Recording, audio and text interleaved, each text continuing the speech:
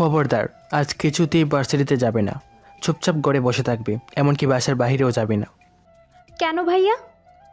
কারণ আজ ভার্সিটিতে শুধু বকাটা ছেলেরা গুড় করবে। ভালো স্টুডেন্টরা আজ ভার্সিটিতে আসবে না।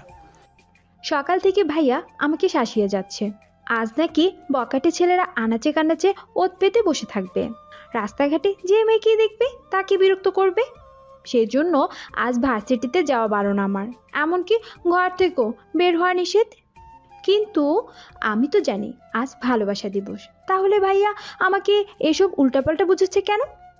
আমি সবেমাত্র ফার্স্ট ইয়ারে উঠেছি, এখন পর্যন্ত কোনো ভালোবাসার মানুষ নাই, আর হবে বা কী করে? ঘরের মধ্যে এমন একজন সিআইডি অফিসার থাকলে কি করে তা সম্ভব হবে? উনি কোথায় কি করে বেড়াচ্ছেন তার কোনো কৈফিয়ত দিতে হয় না, আর আমি 1 সেকেন্ড লেট করে বাসায় ফিরলে হাজারটা প্রশ্নের উত্তর দিতে হয়। সব সময় আমাকে কড়া পাহাড়ে রাখেন তিনি, এমনকি আমার রুমে এসে বারবার চেক করে যান আমি কারোর সাথে কথা বলি কি না। আপনারাই বলুন, আমার কাছে তো কোনো ফোন নেই, তাহলে আমি কিভাবে কথা বলবো? হুম হুম। ভাইয়া বলে ফোন আজকাল থাকা লাগে না। কথাটার মানে বুঝলেন কিছু? আসলে ভাইয়া বুঝাতে চাইছে বয়ফ্রেন্ডরা গার্লফ্রেন্ডের সাথে কথা বলার জন্য নিজেরাই ফোন কিনে দেয়। কথাটা কিন্তু আসলেই সত্য। আমার বান্ধবীদের সবার কাছে ফোন আছে, সেটা তাদের বয়ফ্রেন্ডরা গিফট করেছে। সেজন্য ওদের মুখে মুখে প্রেম ভালোবাসার গল্প শুনতে শুনতে আর ওদের প্রেম করা দেখে আমি নিজেও এখন ভালোবাসা অনুভব করি। আমাকেও না কাউকে ভীষণভাবে ভালোবাসতে ইচ্ছে করে, কিন্তু অনুভব করি কি হবে, আর ইচ্ছা করলেই কি হবে? আমার কপালে যে সেটা নাই।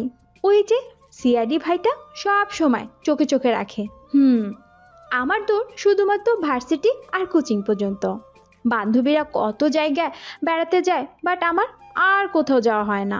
আমি শুধু ঘরে বসে আফসোস করতে থাকি, মন খারাপ করে বসে থাকি, মাঝে মাঝে কাঁদিও। কিন্তু আমার দাদি আমাকে নানাভাবে সান্ত্বনা দেয়। দাদি মন ভালো করার জন্য সব সময় আমাকে নানা ধরনের উপদেশ দেয়।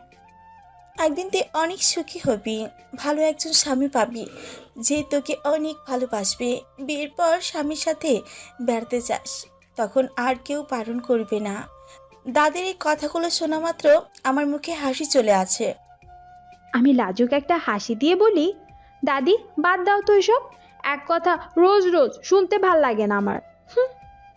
ওদিকে অয়ন ভাইয়া আমাকে কড়া কড়া উপদেশ দিয়ে নিচে সুন্দর করে সেজেগুজে বের হচ্ছে। কালো শার্ট ম্যাচিং করে, আবার কালো সানগ্লাস, আর চুলের কাটিংটাও কেমন যেন অন্যরকম মনে হচ্ছে। ভাইয়ার ব্যাপার স্যাপারই বুঝতে পারছি না কিছু, আর বুঝি বা কি করব? ও একদম ধোয়া তুলসী পাতা, ও কোনো অপরাধ করতেই পারে না, ওর কোনো দোষ নাই এ বাড়িতে। বাড়ির লোকেরা সব সময় ওকে মাথায় তুলে রাখে, ও বড় দেখে ওর সব অপরাধ মাপ। আমার না ভীষণ একটা বদ অভ্যাস আছে, পেটে বেশিক্ষণ কথা রাখতে পারি না। হঠাৎ আমার মুখ ফুসকে কথাটা বের হলো, কারণ আমি আর ভাইয়ার এই অহেতুক যুক্তি মেনে নিতে পারছি না। কারণটা বলেই ফেললাম, ভাইয়া তুই কখন কী সব ভুলভাল বলছিস আমাকে? আজ তো সুন্দর একটা দিন, তুই কী সব বকাটে ছেলের দিন বললি? আজ তো ভালোবাসা দিবস। অয়ন ভাইয়া কথাটা শোনা মাত্র তেলে বেগুনে জ্বলে উঠল। কিসের ভালোবাসা দিবসে? কে বলছে তোকে? আমি তো ভাইয়ার এমন রাগ দেখে জোরে একটা ঢোক গিললাম। কি বললাম এটা? কি বললাম এটা? কেন বললাম? বলেই 2 হাত দিয়ে নিজের গালে নিজেই 2টো চড় মারলাম। ওদিকে ভাইয়া হুঙ্কার দিয়ে বলছে, কি হলো, চুপ করে আছিস কেন?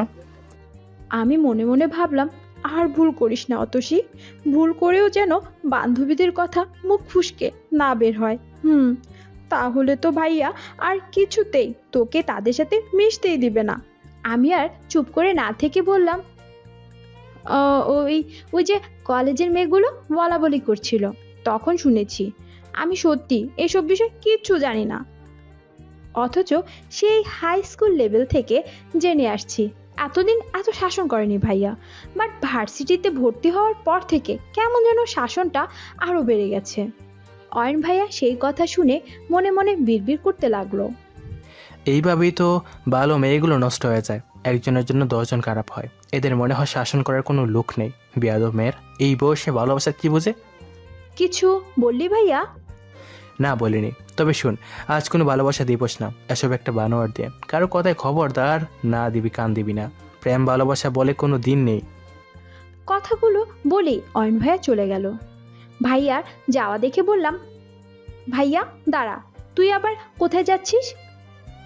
ভাইয়া আমার কথা শুনে পিছন ফিরে তাকালো আর চোখ বড় বড় করে বলল, তোকে কি এখন সেই কৈফিয়ত দিতে হবে?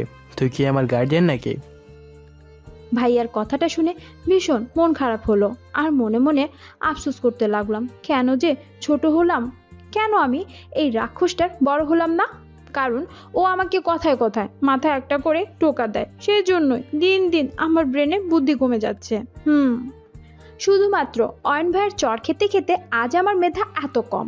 তার উপর আবার পুরো পরিবার জোর করে সায়েন্স বিভাগ নিয়ে দিয়েছে।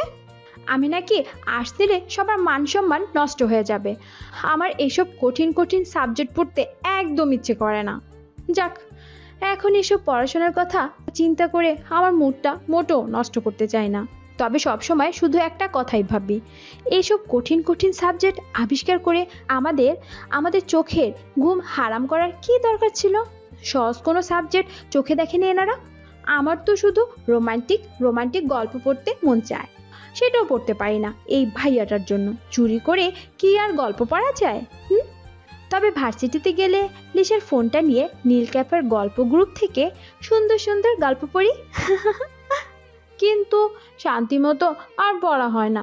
এই লিসার বয়ফ্রেন্ড কয়েক মিনিট পর পর ফোন দিতে থাকে। দূর, শান্তি নেই কোথাও।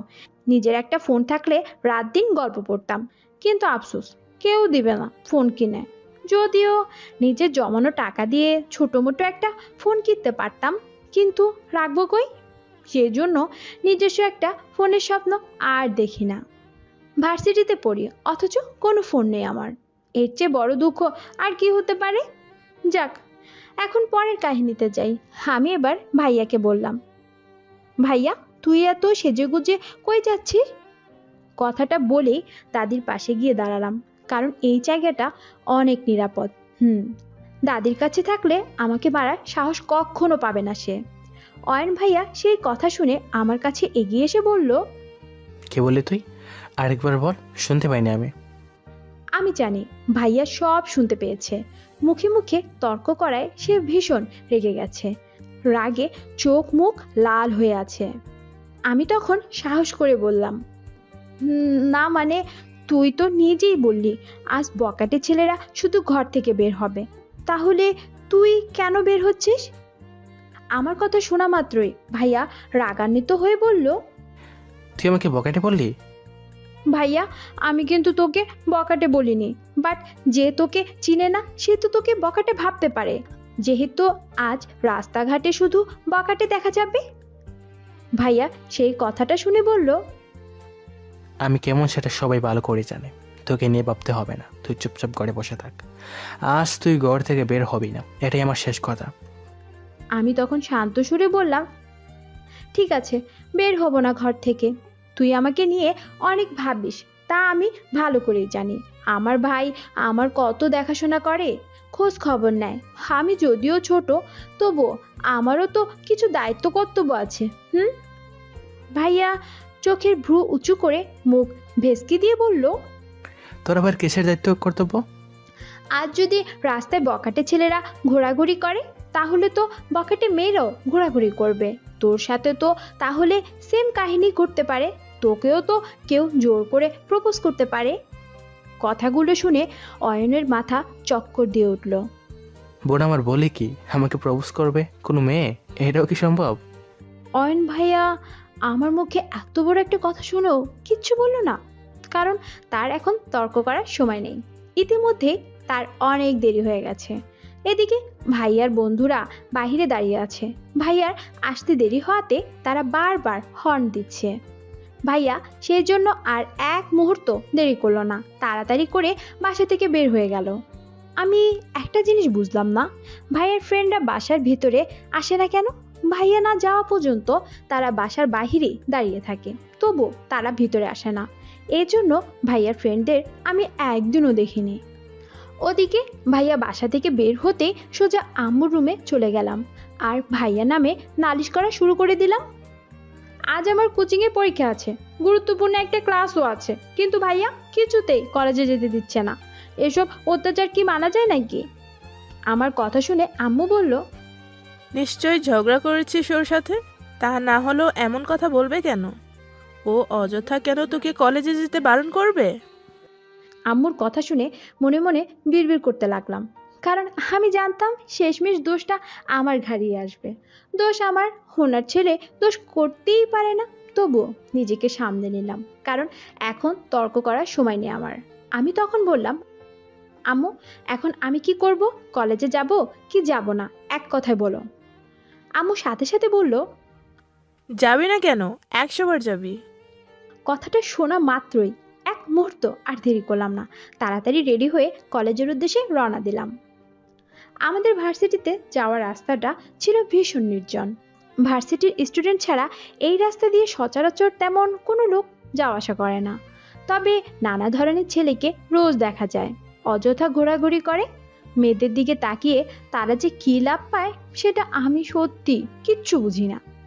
আজ একা একা যেতে ভীষণ ভয় লাগছে, আমার গা ছমছম করে উঠছে। আমি কখনো একা যাইনি কলেজে। আমার বান্ধবীরা সবাই এসে এই রাস্তায় মোড়ে জড়ো হয়, তারপর আমরা একসাথে সবাই যাই। সবাই একসাথে থাকলে নিজেকে ভীষণ সাহসী মেয়ে মনে হয়। আজ যেহেতু আমার দেরি হয়েছে, সেজন্য সবাই অনেক আগে কলেজে চলে গেছে। আমি সাহস নিয়ে একা একাই চলতে লাগলাম সেই রাস্তায়। হঠাৎ কিছু ছেলে আমাকে ডাকতে লাগলো। এই যে ম্যাডাম, একটু দাঁড়ান প্লিজ। আমি তাদের ডাক শুনেও তাকালাম না, না শোনার ভান করে আরো দ্রুত হাঁটা শুরু করে দিলাম। কিন্তু ছেলেগুলো তবুও আমার পিছু পিছু আসতে লাগলো আর ম্যাডাম ম্যাডাম বলে ডাকতে লাগলো। আমি ওদের এভাবে আসা দেখে হাঁটা বাদ দিয়ে দৌড়াতে লাগলাম আর ভাবতে লাগলাম, ভাইয়ার কথাই ঠিক হলো। আজ যে সত্যি সত্যি বকাটে ছেলেরা মেয়েদের ডিস্টার্ব করার জন্য বের হয়েছে। আমি দৌড়াচ্ছি আর দৌড়াচ্ছি, হঠাৎ দৌড়াতে দৌড়াতে আমার পা মোচড় খেয়ে সবার সামনে পড়ে গেলাম। একে তো লজ্জা লাগছে ভীষণ, তার উপর পায়ে ভীষণ ব্যথা হচ্ছিল। আমি কিছুতেই উঠতে পারছিলাম না। ওদিকে ছেলেগুলো হাসছে আর আমার কাছে এগিয়ে আসছে। আমি তো দেখে চোখ বন্ধ করে জোরে জোরে চিৎকার করতে লাগলাম, গায়ের সমস্ত শক্তি দিয়ে চিৎকার করেই যাচ্ছি। আমার চিৎকার শুনে বকাটে ছেলেগুলো কখন যে পালিয়ে গেছে তা আমি কিছুতে টেরই পেলাম না। আমি তো চিৎকারই করতেছি। এই মেয়ে, কি হয়েছে? এভাবে পাগলের মতো রাস্তায় বসে চিৎকার করছো কেন? ওঠো বলছি। একটা ছেলে এভাবে বলায় আমি চিৎকার থামিয়ে দিয়ে বললাম, দূরত্ব বজায় রাখুন, খবরদার আমার কাছে আসবেন না। আমার ভাইকে তো চেনেন না, যদি জানে তার বোনকে কেউ ডিস্টার্ব করেছে একদম মেরে ফেলবে। ছেলেটা সেই কথা শুনে বলল, কি ভুলভাল বকছো? সাইড দাও, না হলে গায়ের উপর দিয়ে বাইক নিয়ে যাবো কিন্তু। এই বলে ছেলেটা অনবরত হর্ন দিতে লাগলো। আমি হর্ন শুনে এতক্ষণে ছেলেটার দিকে তাকালাম। ও আপনি? আমি তো ভেবেছিলাম বকাটে। বখাটে? তুমি আমাকে বখাটে বললে? না মানে মানে আমি মানে করতে করতে ছেলেটা একদম আমার পাশ ঘেঁষে বাইক নিয়ে চলে গেল। আমি ভয়ে চুপসে গেলাম। মনে হচ্ছিল আমার গায়ের উপর দিয়ে যেন গাড়িটা গেল। বুকে হাত দিয়ে দেখি সেই লেভেলে ধুকপুকনি হচ্ছে। মনে মনে ছেলেটিকে ইচ্ছে মতো বকা দিলাম। অসভ্য বেয়াদব ছেলে, কই একটু সাহায্য করবে, কি হয়েছে জিজ্ঞাসা করবে, তা না করে ভাব দেখিয়ে চলে গেল। ভার্সিটির বড় ভাইরা মনে হয় এমনই হয়। ছেলেটার নাম ছিল ইভান। আমি আশেপাশে আর কেউকে দেখতে পেলাম না, সেজন্য চিৎকার করে বললাম, এই যে শুনছেন, এই যে প্লিজ একটু হেল্প করুন। ছেলেটা আমার কথা কোনো গুরুত্বই দিল না, হয়তো শুনতে পায়নি। সে যে স্পিডে গাড়ি চালাচ্ছে না শোনারই কথা। তাছাড়া ছেলেরা এমনি মেয়েদের দেখলে বাইকের স্পিড এমনি বাড়িয়ে দেয়। আমি কোনো উপায় না দেখে একা একা উঠতে চেষ্টা করলাম, কিন্তু পারলাম না। হঠাৎ দেখি আমার অয়ন ভাইয়া হয়তো শুনেছে আমি ভার্সিটিতে এসেছি, সেজন্য মনে হয় এসেছে। ভাইয়াকে দেখা মাত্রই আমি আমার পায়ের ব্যথার কথা সত্যি ভুলে গেলাম। কিসের ব্যথা আর কিসের যন্ত্রণা, এক হাতে ব্যাগ আর অন্য হাতে জুতা জোড়া নিয়ে দিলাম এক দৌড়। চোখ মেলে তাকাতেই নিজেকে একটা অন্ধকার রুমে আবিষ্কার করলাম। দিন বা রাত কিছুই বুঝতে পারছি না। এদিকে মাথাটা কেমন জানি ভারী ভারী লাগছে। হঠাৎ খেয়াল করলাম এটা তো আমারই রুম, কিন্তু কিভাবে এলাম বাসায়? কে আনলো আমাকে? আমি তো ভার্সিটিতে গিয়েছিলাম। আমি ধীরে ধীরে বিছানা থেকে নামলাম। পা টিপে টিপে দরজার কাছে যেতেই দেখি বাসার সবাই গেস্ট রুমে বসে আলাপ আলোচনা করছে। ভাইয়া জোরে জোরে চিৎকার করছে। বুঝতে পারলাম আমাকে নিয়েই কথা হচ্ছে। সেই জন্যই তাড়াতাড়ি করে আবার বিছানায় গিয়ে শুয়ে পড়লাম। কিছুক্ষণ পর রুমে দাদি আসলো, আমার পাশে এসে বসলো। তারপর মাথায় হাত বুলিয়ে দিতে দিতে বলল, কেমন লাগছে এখন? আমি তখন দাদির হাত ধরে বললাম, ভাইয়া নিশ্চয়ই খুব রেগে আছে, তাই না? এবারের মতো বাঁচিয়ে দাও না প্লিজ। ওসব চিন্তা বাদ দে এখন। আগে বল, হয়েছিলটা কি? তুই অজ্ঞান হয়ে গিয়েছিলি কেন? জানি না আমি কি যে হয়েছিল। এই বলে অন্য পাশ হলাম, কিন্তু চোখের সামনে সেই ঘটনায় ভাসতে লাগলো যা আমি নিজের চোখে দেখেছি। ভয়ে বুকটা আমার আবার কেঁপে উঠল। আমি দাদির হাতটা শক্ত করে জড়িয়ে ধরে থাকলাম। আমি ভাইয়াকে দেখে যখন এক দৌড়ে ভার্সিটির ভিতর প্রবেশ করলাম, তখন ভীষণ হাঁপাচ্ছিলাম। মনে হচ্ছিল শরীরে একদম জোর নেই। এদিকে আমাকে দেখা মাত্রই আমার ফ্রেন্ড লিসা হাত ধরে টেনে সাইডে নিয়ে গেল আর বলল, কি ড্রেস পরেছিস এটা? হাতে জুতা, ব্যাগ, এসবের মানে কি? প্রোগ্রামে কেউ এভাবে আসে? তোকে না বলেছি সুন্দর করে সেজে আসবি? আমি তখন বললাম, রাখ তোর প্রোগ্রাম, আগে নিজের জীবন বাঁচাই। যে করেই হোক বাসায় যেতে হবে এক্ষুনি। ভাই আসছে ভার্সিটিতে, আমায় দেখলে ভীষণ রেগে যাবে। এই বলে আমি আমাদের ডিপার্টমেন্টের দিকে চলে গেলাম। পিছন দিক থেকে লিসা চিৎকার করে ডাকতে লাগলো, এই এই কই যাচ্ছিস ওদিকে? আজ তো ক্লাস হবে না। আমি তখন বললাম, ক্লাসে যাচ্ছি না, আমি পিছনের গেট দিয়ে বাসায় চলে যাব। এই বলে গেটের দিকে চলে গেলাম আর আমার বান্ধবীদের বকতে লাগলাম। শুধুমাত্র ওদের জোরাজোরির কারণে আজ ভাইয়া বারণ সত্ত্বেও ভার্সিটিতে এসেছি। আজ ভার্সিটির বড় ভাইয়ারা পহেলা ফাল্গুন উপলক্ষে একটা প্রোগ্রামের আয়োজন করেছে। শুধুমাত্র সেটা দেখার জন্য এসেছিলাম। কিন্তু ভাইয়া কেন ভার্সিটিতে এসেছে কিছুতেই আমার মাথায় ঢুকলো না, কারণ ভাইয়া তো তার ফ্রেন্ডদের সাথে বেড়াতে গিয়েছিল। ভার্সিটির পিছনে গেট দিয়ে বের হতে আমার চোখ তো কপালে উঠে গেল। আমি আমার নিজের চোখকে বিশ্বাস করতে পারছিলাম না। ভয়ে পুরো শরীর কাঁপতে শুরু করলো আমার। 4-5 জন ছেলে দাঁড়িয়ে আছে, প্রত্যেকের হাতে পিস্তল আর সবার মুখ রুমাল দিয়ে বাঁধা ছিল। আর 2 জন ছেলে একটা বস্তা টেনে টেনে ডোবার দিকে নিয়ে যাচ্ছে। বস্তাটা রক্তাক্ত ছিল, যা দেখে আমার পুরো শরীর স্তব্ধ হয়ে গেল। আমি আর এক মুহূর্ত দেরি করলাম না, তাড়াতাড়ি করে আবার ভার্সিটির ভিতর যেতে ধরলাম। হঠাৎ এক ছেলে আমাকে দেখে ফেললো। সে আমার কাছে এসে বলল, তুমি কে? এখানে কি করো? আমি কোনো উত্তর না দিয়ে চলে যেতে ধরলাম, কিন্তু হঠাৎ আরেকজন ছেলে আমার কাছে এসে হাত টেনে ধরে বলল, ওয়েট কই যাচ্ছ? ছেলেটির এমন ব্যবহার দেখে আমি আরও বেশি ভয় পেয়ে গেলাম। এভাবে হাত টেনে ধরায় আমি কথা বলার শক্তি হারিয়ে ফেললাম। কি করব এখন বুঝতে পারছিলাম না, তবে নিজেকে ছাড়িয়ে নেওয়ার চেষ্টা করছিলাম। কিন্তু ছেলেটি আমাকে শান্তভাবে জিজ্ঞাসা করলো, তাকাও আমার দিকে আর সত্যি করে বলো, তুমি কি কিছু দেখেছো? আমি ভয়ে কথা বলতে পারছিলাম না, তবুও মাথা নাড়ালাম যে কিচ্ছু দেখিনি। তখন তিনি বললেন, মিথ্যা বললে কেন? তুমি অবশ্যই দেখেছো।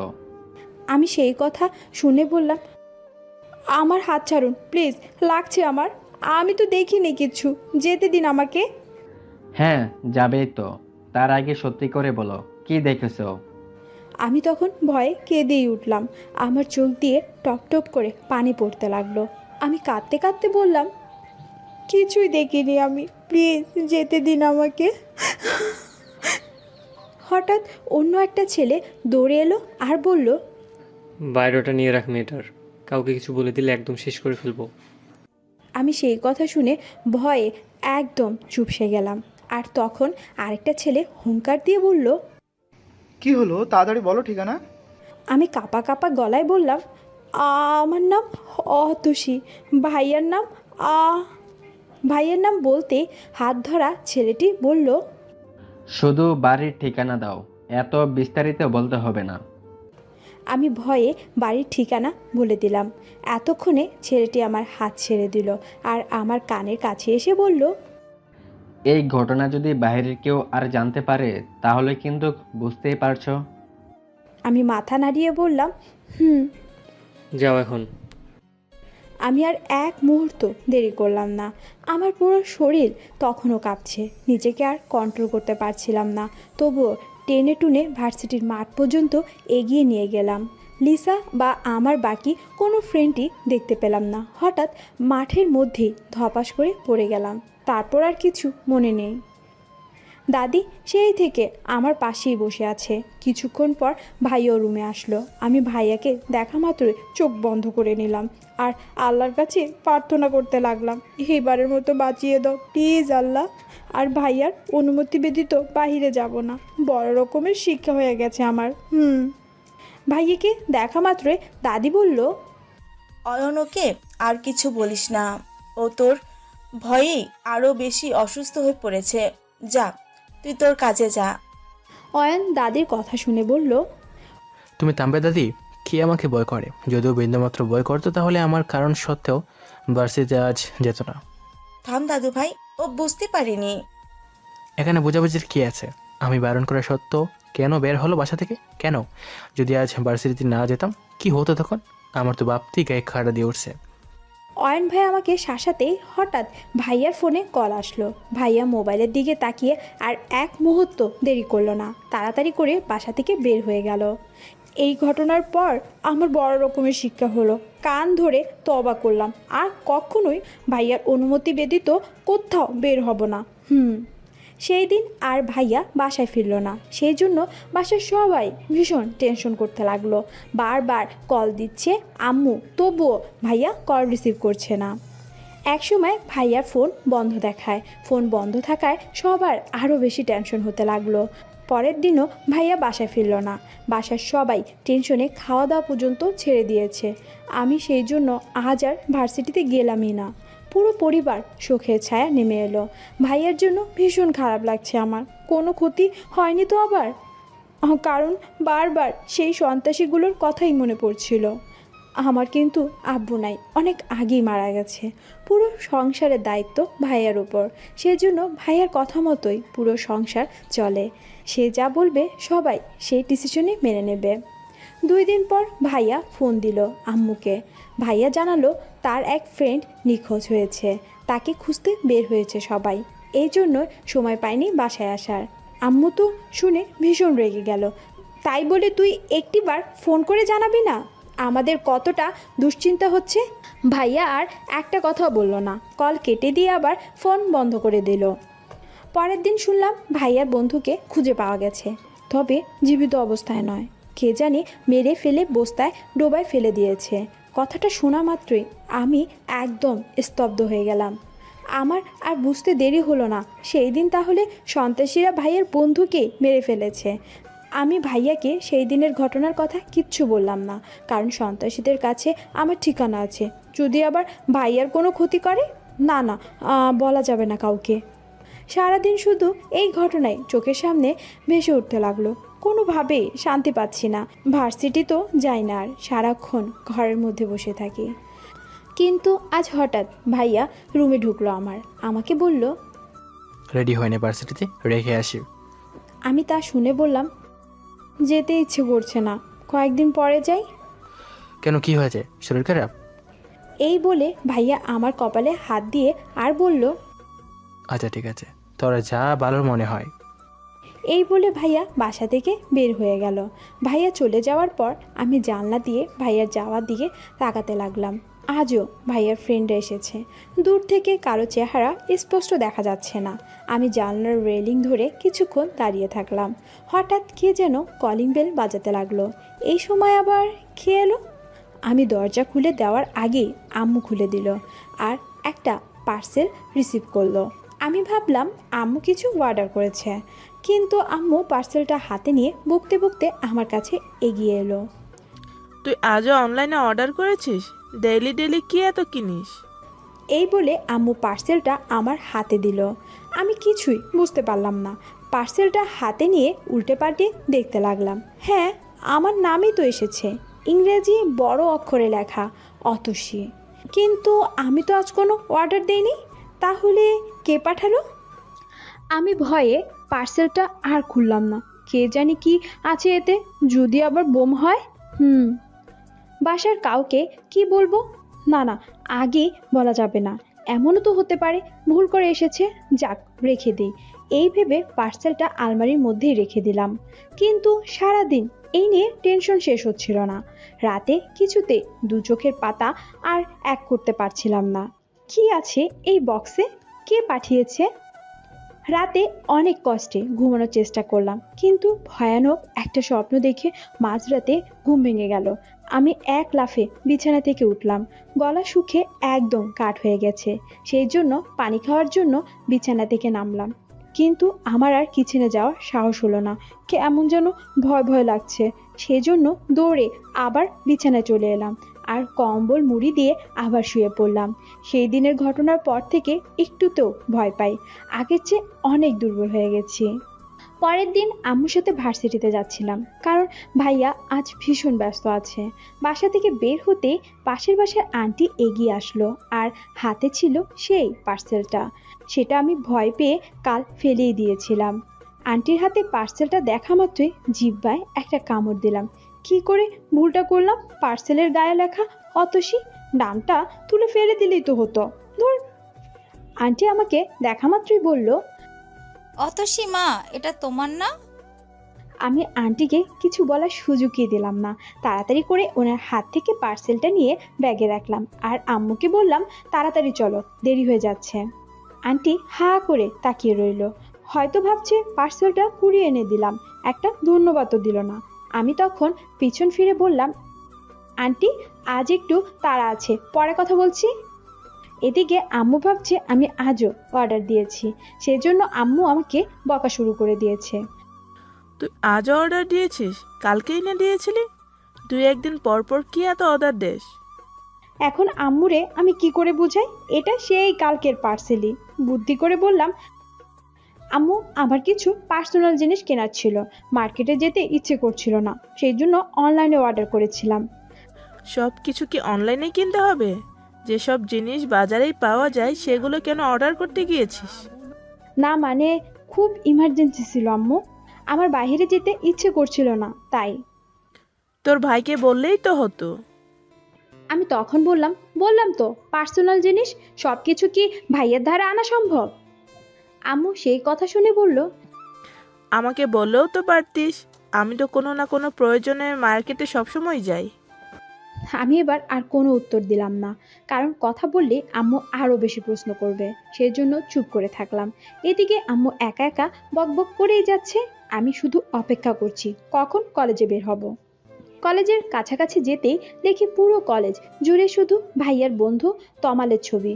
কিছু কিছু ছবি ভালো থাকলেও বেশিরভাগই ছিঁড়ে নষ্ট করে ফেলেছে। তমাল হত্যার বিচার চেয়ে এই কয়েকদিন অনেক মানববন্ধনও হয়েছে। সেজন্য ভাইয়া কলেজে আসতে দেয়নি আমাকে। এখন মোটামুটি পরিবেশটা শান্ত হয়েছে। ভাইয়ার বন্ধুকে আগে কখনো দেখিনি, এই প্রথমবার দেখলাম পোস্টারে। আম্মু আমাকে গেটে রেখে চলে গেল। যাওয়ার সময় বলে গেল, তোর ভাইয়া না আসা পর্যন্ত বের হবি না, খবরদার একা একা আসবি না বাসায়। আমি বললাম, আচ্ছা ঠিক আছে, তুমি সাবধানে যেও। অনেক দিন পর আমি কলেজে আসলাম। আমাকে দেখা মাত্রই সবাই এগিয়ে আসলো।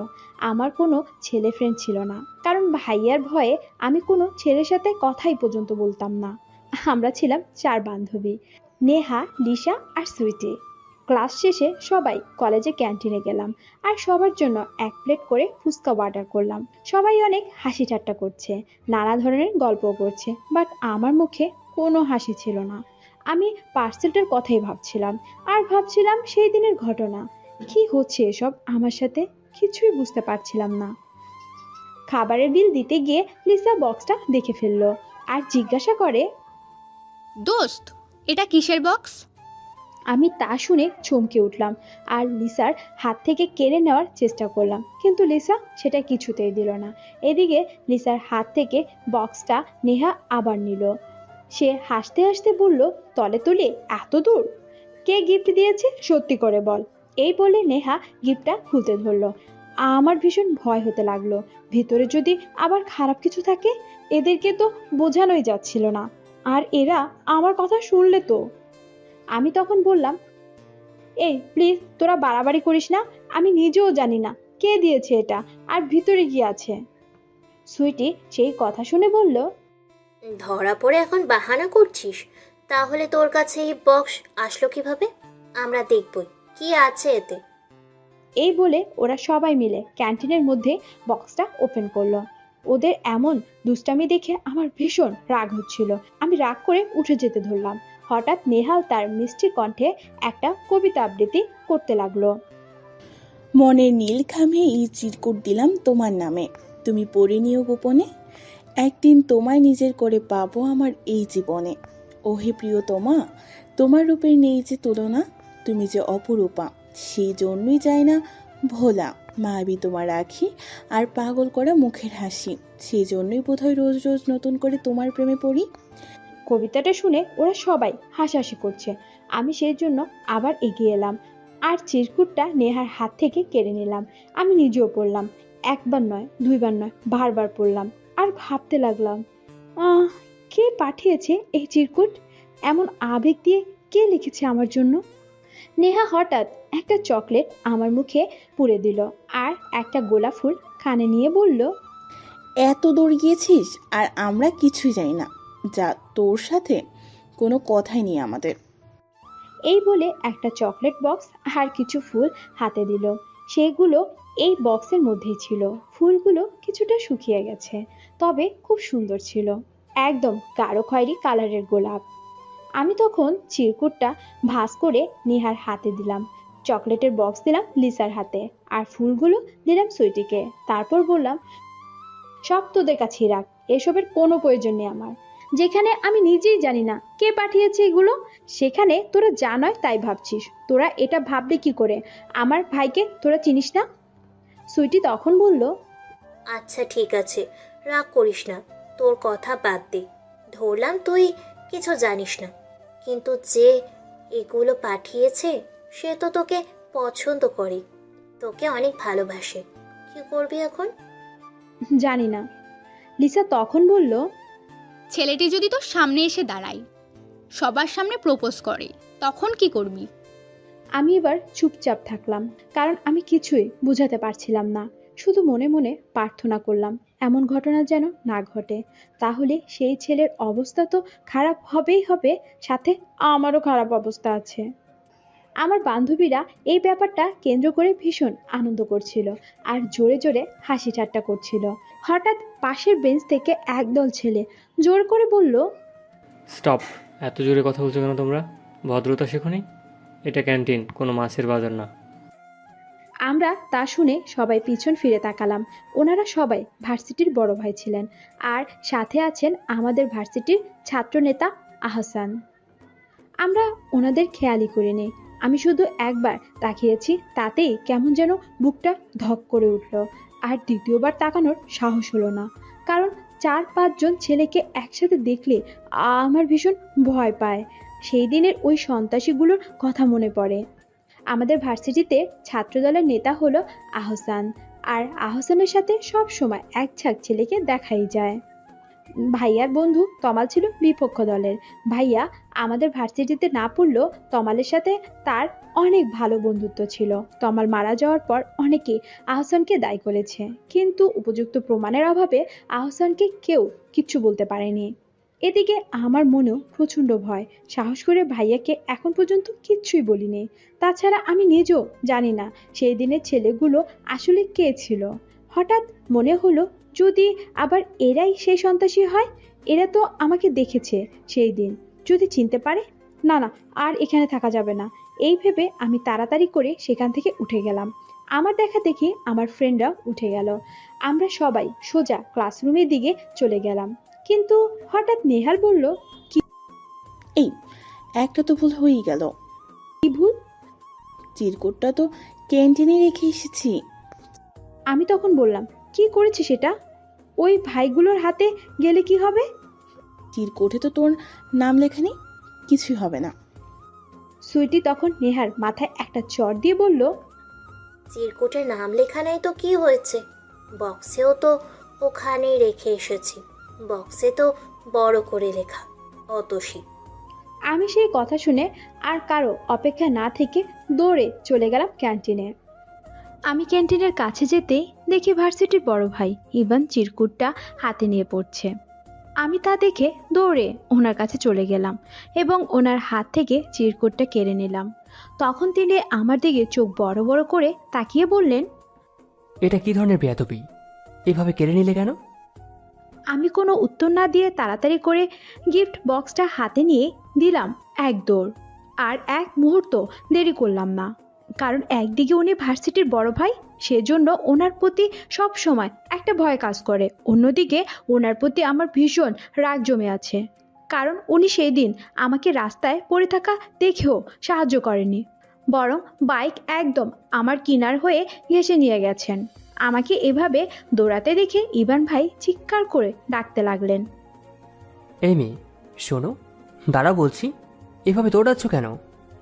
আমি একবার পিছনে ফিরে তাকালাম, দেখি এখনো তিনি ডাকছেন আমাকে। আমি তা দেখে আরও জোরে দৌড়ে ক্লাসরুমের দিকে চলে গেলাম। ক্লাসরুমে যেতেই দেখি ইতিমধ্যে ক্লাস শুরু হয়ে গেছে। এটাই লাস্ট ক্লাস ছিল, সেজন্য তাড়াতাড়ি করে আমার সিটে বসে পড়লাম। ভীষণ হাঁপাচ্ছিলাম, সেজন্য একটা কথাও বলতে পারছিলাম না। ওইদিকে আমার বান্ধবীরা প্রশ্ন করেই যাচ্ছে। আমি তখন বললাম, ক্লাস শেষে বলবো, এখন প্লিজ থাম একটু। সেই কথা শুনে সবাই চুপ হলো। ক্লাস শেষ হলে সবাই যখন মাঠে বসে ওই বিষয় নিয়ে গল্প করছিলাম, হঠাৎ ইভান ভাই আবার আসলো সেখানে। ভার্সিটির সবাই হা করে তাকিয়ে থাকলো ওনার দিকে। আমি ভয়ে জড়সড় হয়ে বসলাম আর ভাবতে লাগলাম, উনি আবার এসেছেন কেন? আমার বান্ধবীরাও অবাক হয়ে তাকিয়ে আছে। উনি সোজা আমার কাছে আসলেন আর বললেন, উঠে এসো। আমি তা শুনে নিহাকে বললাম, কি করব এখন? উনি কেন ডাকছে? তুই কিছু জিজ্ঞাসা কর না। নেহা সেই কথা শুনে নিজেই এগিয়ে গেল আর বলল, আসসালামু আলাইকুম ভাইয়া, কি জন্য ডাকছেন ওকে? ইভান ভাই সালামের উত্তর দিয়ে বলল, তোমাকে আমি ডেকেছি, তুমি আসলে কেন? যাকে ডেকেছি তাকে আসতে বলো। নেহা ভীষণ সাহসী ছিল।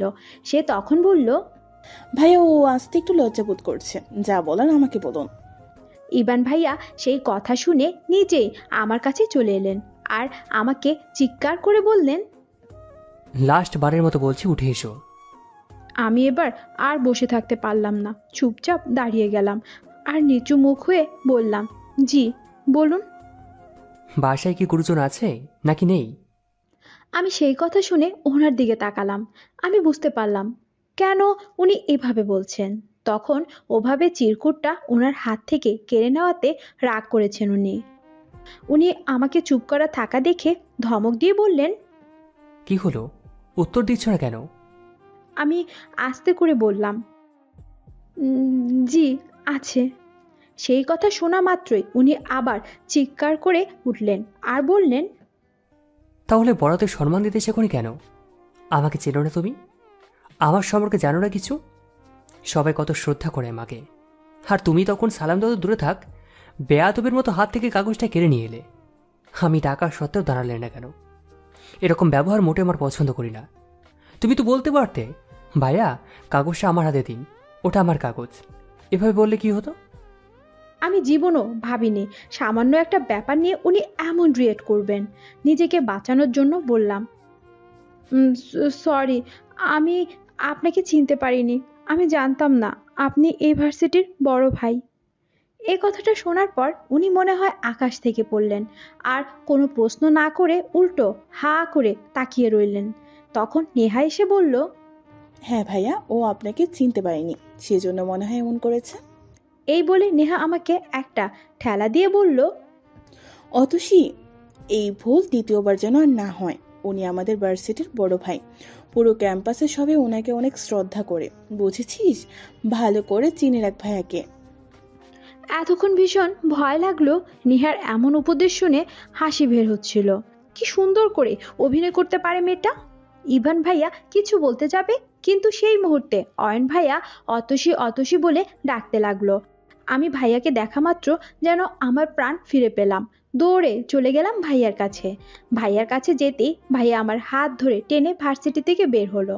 আমি কিছুই বুঝতে পারলাম না, আজ ভাইয়া এমন আচরণ করছে কেন। পুরো রাস্তায় ভাইয়া একটা কথাও বলল না। ভাইয়াকে চুপ থাকা দেখে আমি নিজেও আর কিছু জিজ্ঞাসা করলাম না। কিন্তু বাসায় এসে ভাইয়া আমাকে একের পর এক প্রশ্ন জিজ্ঞাসা করেই যাচ্ছে। ইভান কেন আমাদের ডিপার্টমেন্টের সামনে, আমার সাথে ইভান কেন কথা বলল, কি কথা বলল। আমি ভাইয়াকেও সেম কথাই বললাম যে আমি ওনাকে চিনি না, উনি কি জন্য যে এসেছে বলতেও পারছি না। অয়ন ভাইয়া তখন বলল, দ্বিতীয়বার আর যেন ওকে তোর কাছাকাছি না থাকি। শুধু ও না, ভার্সিটির কোনো ছেলের সাথেই কথা বলবি না, বুঝেছিস? আমি মাথা নাড়ালাম। অনেক কিছু জানতে ইচ্ছা করছিল, কিন্তু ভয়ে আর জিজ্ঞাসা করলাম না। রুমের ভিতরে গিয়ে ড্রেস চেঞ্জ করে শুয়ে পড়লাম আর চিরকুটটার কথা ভাবতে লাগলাম। ভাইয়া যদি জানতে পারে তাহলে একদম মেরেই ফেলবে। ভাইয়াকে কি বলে দিব? কিন্তু ভাইয়া যদি উল্টো আমাকেই দোষারোপ করে, এই ভেবে আর বাসার কাউকে বললাম না। পরের দিন আবার আমার নামে পার্সেল আসলো। আজকের পার্সেলটাও আমি অর্ডার দেইনি, তার মানে সেই নাম না জানা মানুষটাই আবার পাঠিয়েছে। বাসায় শুধু আমি আর দাদি ছিলাম, সেই জন্য ঠিক করলাম আজ ডেলিভারি ম্যানের সাথে এই নিয়ে কথা বলবো। দরজা খুলতেই ডেলিভারি ম্যান জিজ্ঞাসা করলো, অতসীকে, তার নামে এই পার্সেলটা এসেছে। এই বলে আমার হাতে বক্সটা দিলেন। আমি সাথে সাথে বললাম, আমি তো কোনো কিছু অর্ডার দেইনি। আপনাদের পার্সেল ফেরত নিয়ে যান, আমি এটা নিতে পারবো না। কেন ম্যাম? কেন মানে? এভাবে নাম পরিচয়বিহীন কারো পার্সেল আমি গ্রহণ করতে পারি না। কে পাঠিয়েছে তার পরিচয় দিন আগে। আমার দায়িত্ব ঠিকানা মতো পৌঁছে দেওয়া, আমি সেটাই করেছি। এখন আপনি নেবেন কিনা ফেলে দিবেন সেটা আপনার ব্যাপার। এই বলে পার্সেলটা দরজার সামনে রেখে ডেলিভারি ম্যান চলে গেল। আমি বুঝতেই পারছি না কি করে খোঁজ বের করবো এই মানুষটাকে। এসব ভাবতে ভাবতে পার্সেলটা তোলার কথাটাই ভুলে গেলাম। কিছুক্ষণ পর অয়ন ভাইয়া বাসায় আসলো আর দরজার কাছে আসতে পার্সেলটার দিকে চোখ পড়লো তার। অয়ন ভাইয়া পার্সেলটা হাতে নিয়ে উল্টে পাল্টে দেখতে লাগলো। ভাইয়া কলিং বেল বাজানোর সাথে সাথেই আমি দরজা খুলে দিলাম। আমাকে দেখা মাত্রই ভাইয়া বলল, এটা কি তোর পার্সেল? ভাইয়ার হাতে পার্সেলটা দেখা মাত্রই ছো মেরে কেড়ে নিলাম। ভাইয়া তা দেখে জিজ্ঞাসা করলো, কি আছে এতে, কখন অর্ডার দিয়েছিস? আমি তখন বললাম, আসলে ভাইয়া কিছু দরকারি জিনিস কেনার ছিল, সেজন্য অর্ডার দিয়েছিলাম। ও আচ্ছা, মনে হয় ঘুমিয়েছিলি, সেজন্য টের পাসনি। সেজন্য ডেলিভারি ম্যান দরজার সামনে রেখে গিয়েছে। এই বলে ভাইয়া তার রুমে চলে গেল। আমি মনে মনে ভাবতে লাগলাম, আল্লাহ, ভাগ্যেস আজ আম্মু বাসায় নেই, তা না হলে কি যে হতো উপরওয়ালাই জানে। আমি রুমে গিয়ে দরজা বন্ধ করে বক্সটা খুলে ফেললাম। সেই দিনের মতোই আজও একটা চিরকুটে বক্স, কয়েকটা লাল গোলাপ আর সুন্দর একটা শোপিস আছে। বাসায় কেউ যদি এই বক্স ওপেন করে তাহলে কি জবাব দেব আমি? আর এই মানুষটাই বা কে, কেন আমার পিছু পড়ে গেছে?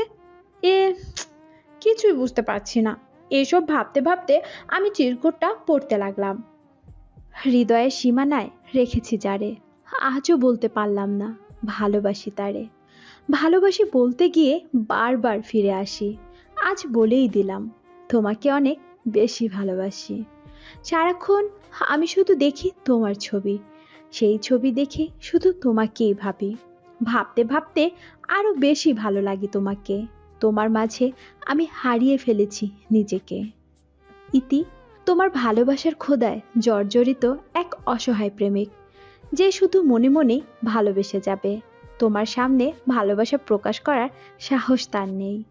তবে তুমি অপেক্ষা করে থেকো প্রিয়, ঠিক সময় মতো আসবো তোমার সামনে, তখন একটু জায়গা দিও তোমার এই মনে।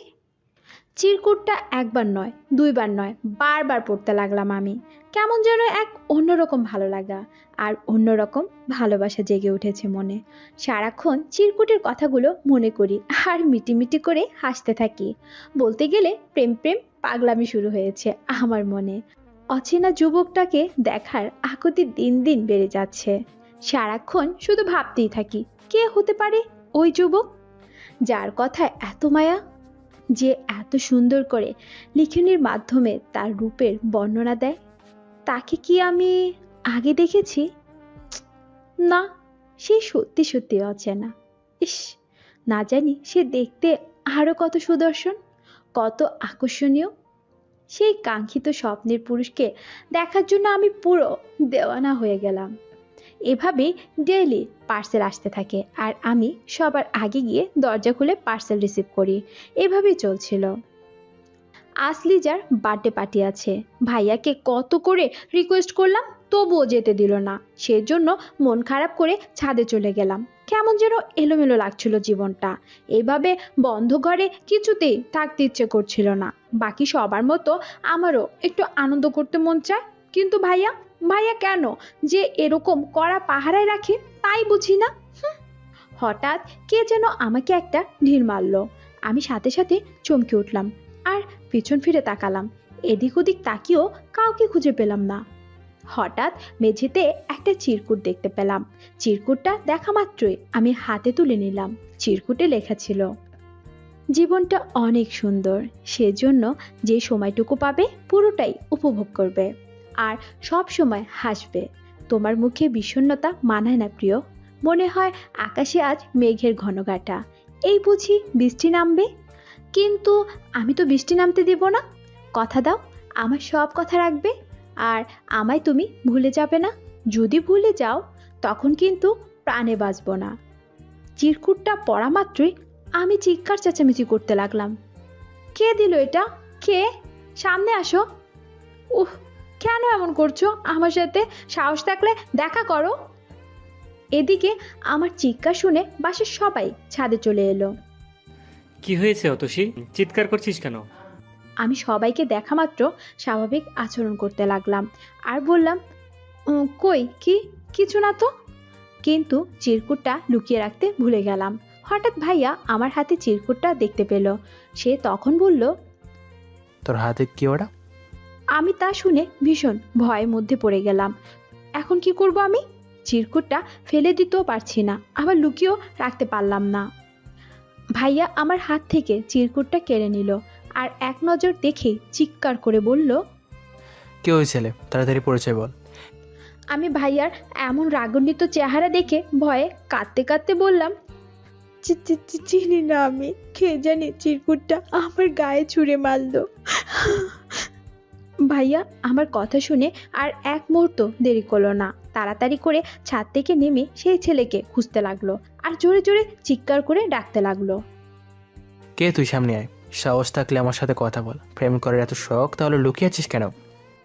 আমি ভাইয়ার এমন পাগলামি দেখে আরো জোরে জোরে কাঁদতে লাগলাম, কারণ আমি এখনো আগের চিরকুটগুলোর কথা বলিনি। ভাইয়া যদি এখন সেগুলোর ব্যাপারে জেনে যায় তাহলে কি হবে তখন?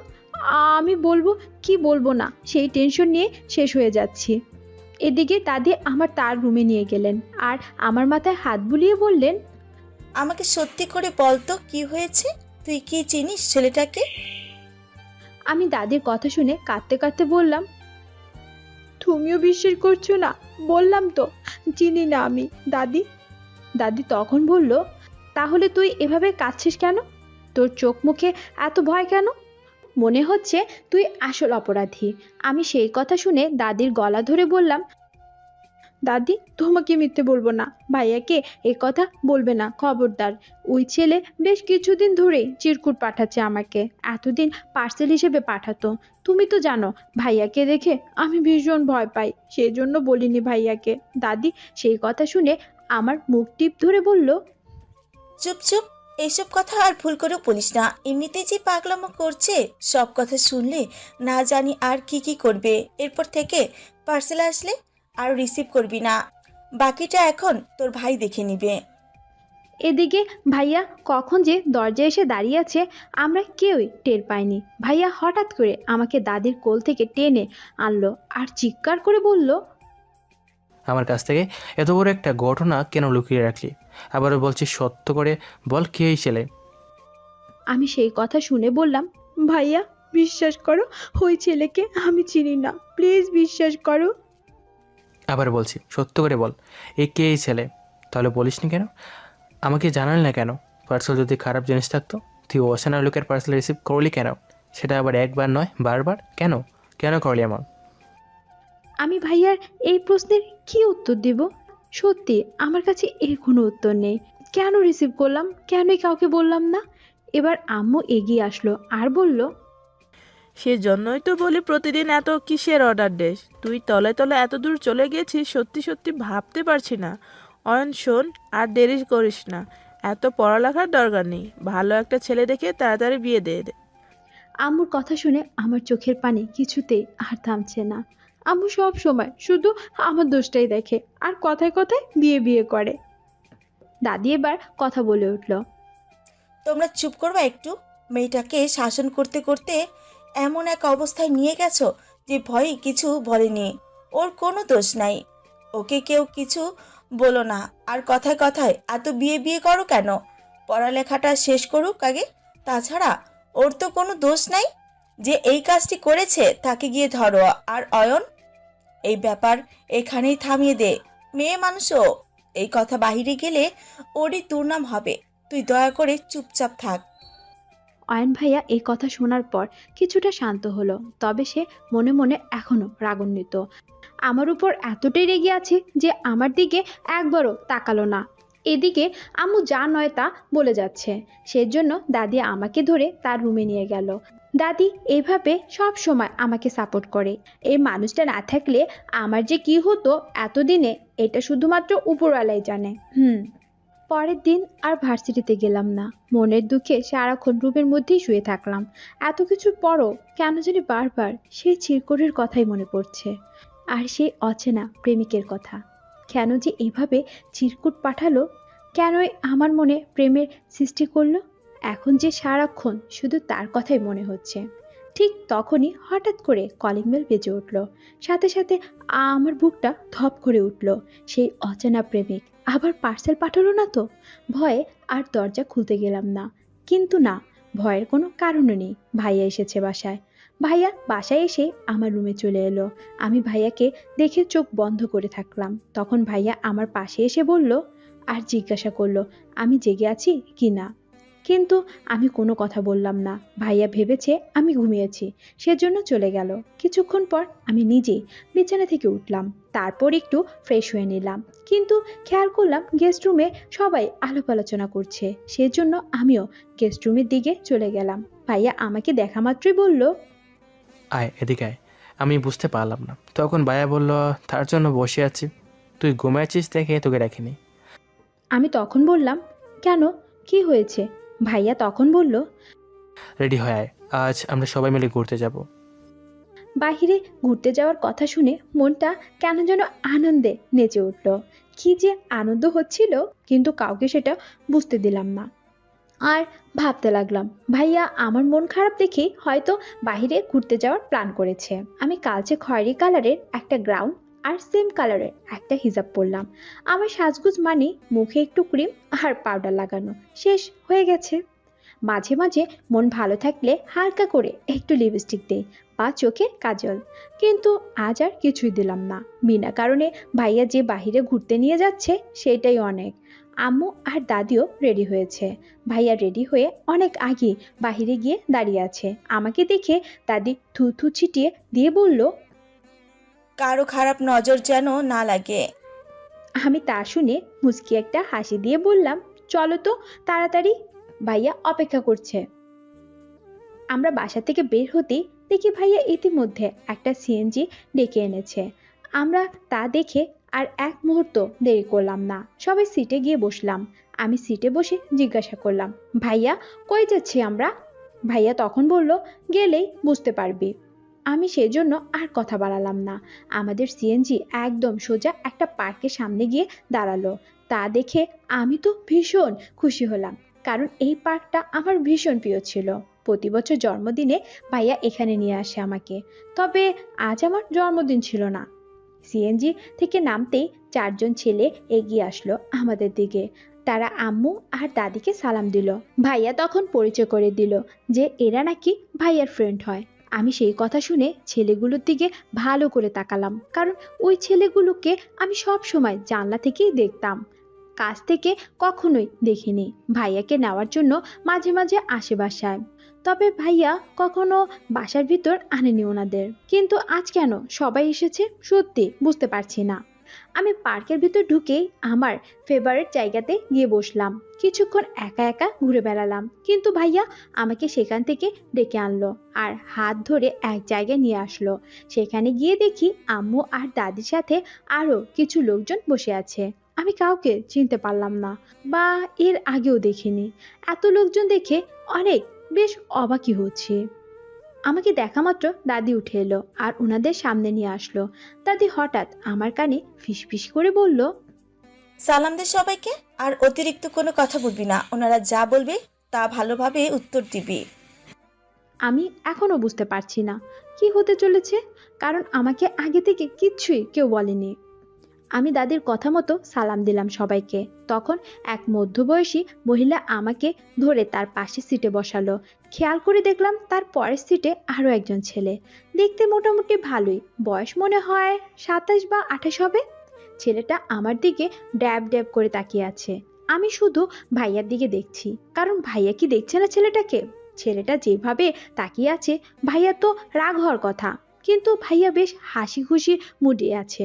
ওনারা আমাকে বেশ কয়েকটা প্রশ্ন করলো, আমি ভালোভাবেই উত্তর দিলাম। তারপর মহিলাটি তার ছেলেকে বলল, ছেলেটি সেই কথা শুনে বলল, থাক, দরকার নেই, তোমরা জিজ্ঞাসা করলেই হবে। সেই কথা শুনে ভাইয়া এক ফ্রেন্ড বলল, কোনো দরকার নেই। অবশ্যই দরকার আছে, যার সাথে সারা জীবন কাটাবে তার ব্যাপারে তো তোমারও কিছু জানার আছে। ভাইয়ার ফ্রেন্ডের কথা শুনে মুহূর্তের মধ্যে শক খেয়ে গেলাম। কি শুনলাম এটা?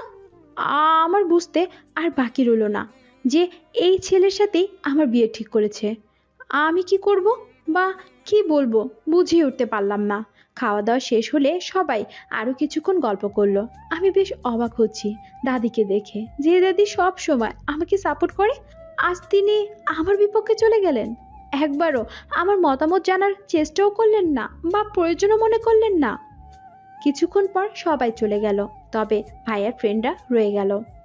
কিন্তু হঠাৎ ভাইয়ার সেই বন্ধুটাই বলল, অয়ন, আর একটু সময় নিলে হয় না? এত তাড়াহুড়ো করছিস কেন? বিয়েটা তো একদিনের জন্য নয়। অতসীর পছন্দ হয়েছে কিনা সেটা একবার জিজ্ঞাসা কর ওকে। এই বলে ছেলেটা আবার আমার দিকে তাকালো। আমিও কেন জানি তার দিকে তাকালাম। চোখে চোখ পড়তেই আমি আমার চোখ ফিরিয়ে নিলাম। ছেলেটিকে দেখে কেমন যেন লাগছে আমার, মনে হচ্ছে এর আগেও দেখেছি তাকে, অথচ আজকেই ফার্স্ট দেখলাম। ভাইয়ার বাকি ফ্রেন্ডগুলো ভাইয়াকে বোঝাচ্ছে, বাট ভাইয়া কেন জানি তাদের কথা বুঝতে চাচ্ছে না। তার কথা যত তাড়াতাড়ি সম্ভব বিয়েটা এই ছেলের সাথে দিবে আমার। আমি যেই সিএনজিতে উঠতে যাব, ঠিক সেই সময় ভাইয়ের বন্ধুটি আমার হাতের মধ্যে একটা চিরকুট দিয়ে দূরে সরে গেল। হঠাৎ এভাবে চিরকুট দেওয়াই আমি ওনার দিকে হা করে তাকিয়ে রইলাম, কারণ আমার আর বুঝতে দেরি হলো না যে এই সেই অচেনা নাম না জানা প্রেমিক, যে দূর থেকেই শুধুমাত্র চিরকুটের মাধ্যমে আমাকে পাগল করে দিচ্ছিল। উনি সেই লোক যে এতদিন গোপনে আমার পার্সেল পাঠাতো আর ভালোবাসার কথা লিখতেন। উনি আমার হাত স্পর্শ করার সাথে সাথে মুহূর্তের মধ্যে আমার ভিতরটা কেমন যেন একটা শক খেয়ে গেলাম। আমি কি বলবো এখন বা কি করা উচিত সত্যি আমার মাথাতে আসছে না। এদিকে বাসার সবাই বিয়ের জন্য তাড়াহুড়া করছে, অন্যদিকে সেই চিরকুটওয়ালা ছেলেকে খুঁজে পেলাম। এইসব কিছু ভাবতেই হঠাৎ ভাইয়া এসে বলল, এখনো দাঁড়িয়ে আছিস? তাড়াতাড়ি বসে পড়। ভাইয়ার কথা শুনে তাড়াতাড়ি করে সিএনজিতে গিয়ে বসে পড়লাম আর তাড়াতাড়ি করে চিরকুটটা ব্যাগের মধ্যে রেখে দিলাম। আমাদের সবাইকে সিএনজিতে বসিয়ে রেখে ভাইয়া তার বন্ধুদের থেকে বিদায় নিচ্ছে। ভাইয়া আসতে দেরি হওয়ায় আমি সিএনজির মধ্যে থেকে মাথাটা বের করে উকি দিলাম। অল্প একটু তাকাতেই দেখি ছেলেটা আমার দিকে দেখ। আমি তা দেখে আবার সিএনজির মধ্যে মাথাটা ঢুকিয়ে নিলাম, কিন্তু কিছুক্ষণ পর কি মনে করে যেন আবার একটু উকি দিলাম। ঠিক তখনই ভাইয়া এগিয়ে আসলো আমার কাছে আর জিজ্ঞাসা করলো। আমি মাথা নেড়ে জানালাম, না, হচ্ছে না। এই বলে সিএনজির মধ্যে ভালো হয়ে বসলাম। এবার ভাইয়াও বসলো আমার সাথে। কিছুক্ষণ পরে সিএনজি স্টার্ট দিবে, কিন্তু ছেলেটার নাম জানার জন্য মনটা ছটফট করতে লাগলো। কে জানে আর দেখা হবে কি না, কোনো উপায় খুঁজে পাচ্ছি না। আর ভাইয়াকেও সরাসরি বলতে পারলাম না, সেজন্য ছেলেটার নাম অজানাই রয়ে গেল। আমি শুধু অপেক্ষা করছি কখন বাসায় গিয়ে পৌঁছাবো আর চিরকুটটা পড়তে পারবো। আজ কেন জানি বাসায় পৌঁছাতে অনেক দেরি হচ্ছে। অবশেষে অপেক্ষার প্রহর শেষ হলো। আমরা বাসায় পৌঁছে গেলাম। আমি বাসা পৌঁছে সবার আগে রুমে চলে গেলাম আর দরজাটা লাগিয়ে দিলাম। ড্রেস চেঞ্জ না করে চিরকুটটা বের করে পড়তে লাগলাম। ভালোবাসি অতসী, আমি তোমার ভালোবাসার মানুষ না হলেও তুমি আমার একমাত্র ভালোবাসার মানুষ। জানি খুব বেশি বাড়াবাড়ি হয়ে যাচ্ছে, তবু আজ আমি ব্যাপারটা ক্লিয়ার করতে চাই। তোমাকে পাবো কি না জানি না, তবে বিশ্বাস করো তোমাকে আমার ভালোবাসার মানুষ ভেবে আসছি। তোমার ছবি দেখেছিলাম অয়নের মোবাইলে, প্রথম দেখাতেই ক্রাশ খেয়ে যাই। সবাই তোমাকে বন্ধুর বোন হিসেবে দেখলো, আমি তোমাকে বোন হিসেবে দেখতে পারিনি। আমি জানি অয়ন এটা কখনোই মানবে না, এটা জানার পর ও হয়তো আমাদের বন্ধুত্বটাই নষ্ট করে দেবে। এজন্য এই বিষয়ে কাউকে কিছু বলিনি। তবে বিশ্বাস করো অনেক অনেক বেশি ভালোবেসে ফেলেছি তোমাকে, সেজন্য বাধ্য হয়ে গোপনে পার্সেল পাঠাতাম, যাতে কিছুটা হলেও তুমি আমার ভালোবাসা অনুভব করতে পারো। কিন্তু আজ হঠাৎ অয়নের এমন ডিসিশন শুনে সত্যি অবাক হয়ে যাই। সব আমার জন্যই হয়েছে। আর যদি আমি চিরকুট না দিতাম তাহলে তুমি ধরাও পড়তে না, আর তোমার ফ্যামিলি বিয়ের জন্য এত তাড়াহুড়াও করতো না। সরি ডিয়ার, এর জন্য ক্ষমা চেয়ে নিচ্ছি। এখন একটা কথা ভীষণ জানতে ইচ্ছা করছে, তুমি কি আমাকে অনুভব করো? যদি আমার প্রতি একটু ভালো লাগা কাজ করে দয়া করে আমাকে জানাবে। আমি তোমাদের বাসায় আমার ফ্যামিলিকে পাঠাবো, তারপর যা হবার হবে। আমি তোমাকে জোর করছি না। তুমি যদি বলো এটা সম্ভব না, তাহলে আমি আর বিরক্ত করব না। আমি আমার মনের কথা বলে দিলাম, এখন বাকিটা তোমার হাতে। আমি চিরকুটটা পড়ে এত বেশি আনন্দিত হলাম যে রুমের মধ্যে একা একাই হাসতে লাগলাম। আমি কখনো ভাবিনি আবার তার চিরকুট পড়তে পারবো। আমি তাকে না দেখে অনেক আগেই তার প্রেমে পড়ে গিয়েছিলাম, কিন্তু আজ তাকে দেখার পর আর এই চিরকুট পড়ার পর কিছুতেই নিজের খুশি আর চেপে রাখতে পারছিলাম না। অনেক বেশি ভালো লেগেছে তাকে। আমি আজ তার প্রতি আমার ভালোবাসা ফিল করতে পারছি। আজ সারা রাত এই আনন্দে ঘুমাতেও পারলাম না। তাকে আমি কিভাবে আমার মনের কথা জানাবো, এই চিন্তায় শেষ হয়ে যাচ্ছিলাম। কি লিখবো ভেবেই পাচ্ছিলাম না। লিখছিলাম আর কেটে কেটে দিচ্ছিলাম, কিন্তু কোনোটাই মন মতো হচ্ছিল না। শেষমেশ লেখা বাদ দিয়ে ডিসিশন নিলাম যে আমার বন্ধুদের সাহায্য নিব, ওদের সাথে পরামর্শ করেই তবেই আমার মনের কথা লিখবো। তবে ভাইয়ার কথা মনে হতে ভীষণ ভয় লাগছে আমার। ভাইয়া কি এটা হতে দিবে? ভাইয়া কি তার বন্ধুকে মেনে নেবে কখনো? সারা রাত জেগে থাকার পর সকালবেলা কখন যে ঘুমিয়ে গেছি টেরই পাইনি। এদিকে কে যেন দরজা অনবরত ধাক্কাতেই আছে, সেজন্য ভীষণ বিরক্ত বোধ করছি। বারবার দরজা ধাক্কানো দেখে আর কিছুতেই বিছানায় শুয়ে থাকতে পারলাম না। তাড়াতাড়ি করে দরজা খুলে দেওয়ার জন্য বিছানা থেকে নামলাম, কিন্তু দরজার কাছে যেতেই খেয়াল করলাম আমি কালকে সেই গ্রাউন্ড পরেই ঘুমিয়েছি। আম্মু যদি এই অবস্থা দেখে তাহলে ইচ্ছা মতো বকাঝকা করবে। সেই জন্য দরজা না খুলে আগে ড্রেসটা চেঞ্জ করে নিলাম। এদিকে দরজা ধাক্কানো থেমে গেছে। আমি তাড়াতাড়ি করে দরজাটা খুলে দিলাম। আমাকে দেখা মাত্র দাদি বলল, এই আজ তুই ভার্সিটিতে যাবি না? হ্যাঁ যাবো তো বলে ঘড়ির দিকে তাকালাম। এ মা, সকাল 10টা বাজে, এখন কি করি? তাড়াতাড়ি করে রেডি হয়ে নিলাম। আজ ভাইয়া আগে বাহিরে চলে গেছে, আম্মু নাই বাসায়, বাজার করতে গেছে। সেজন্য একা একাই রওনা দিলাম ভার্সিটির দিকে। ভীষণ তাড়াহুড়া করে যাচ্ছিলাম। কখন যাব আর কখন বান্ধবীদেরকে তার কথা বলবো, পুরোই অন্যমনস্ক ছিলাম। হঠাৎ কে যেন আমাকে ধাক্কা দিয়ে ফেলে দিল, আর আমি সেই ধাক্কা খেয়ে দূরে ছিটকে পড়লাম। আর ওরে বাবারে মরে গেলাম বলে জোরে জোরে চিৎকার করতে লাগলাম।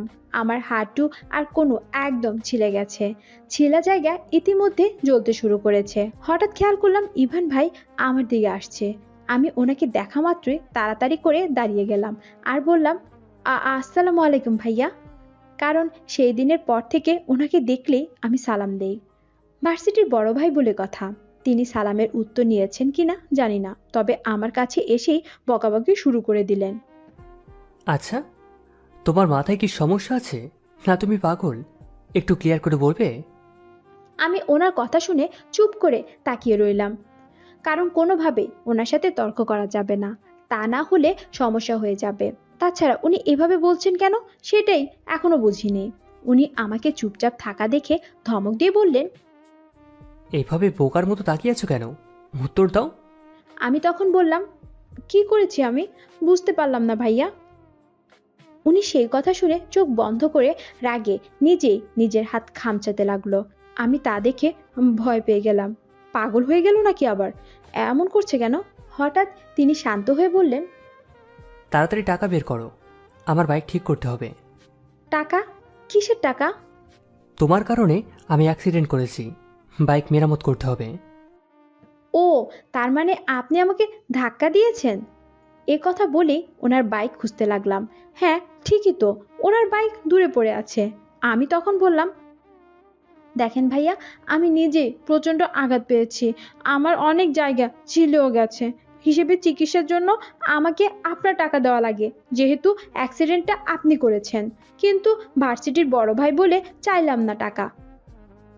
কথাটা শোনা মাত্র ইভান ভাই তার হাত আর পা দেখালো আর বলল, আমারও কিন্তু অনেকখানি ছিলে গেছে।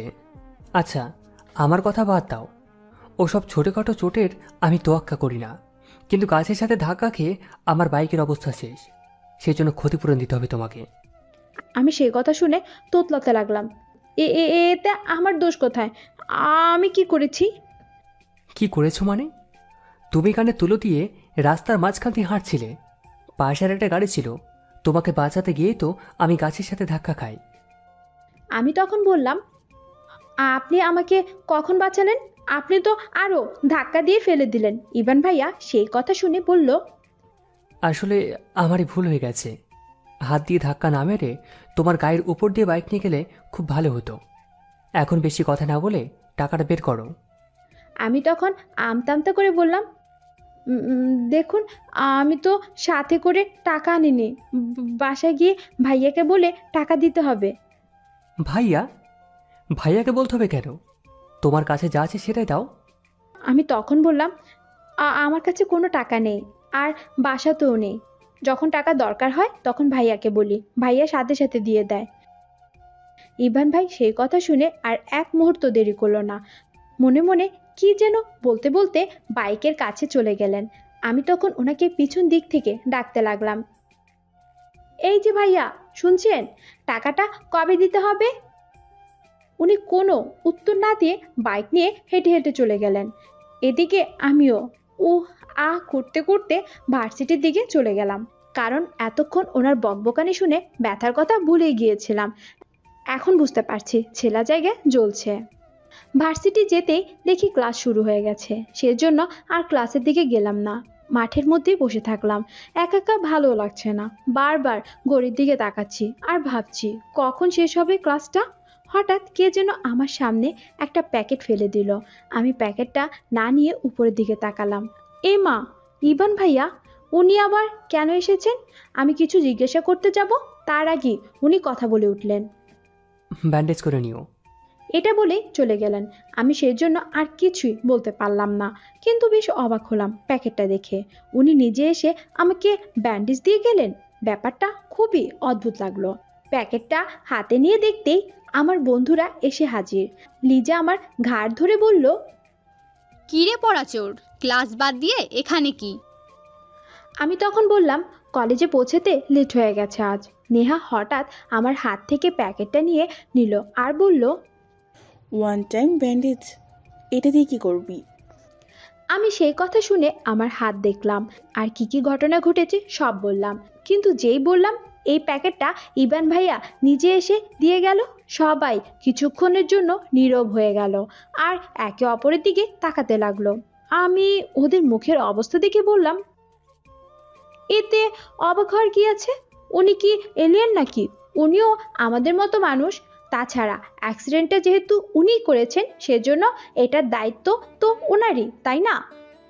আমার এমন কথা শুনে সুইটি বলল, দোস্ত, তুই কি ঠিক আছিস? না মানে, তোর মাথা কি ঠিক আছে? হ্যাঁ, ঠিকই তো আছে। কেন?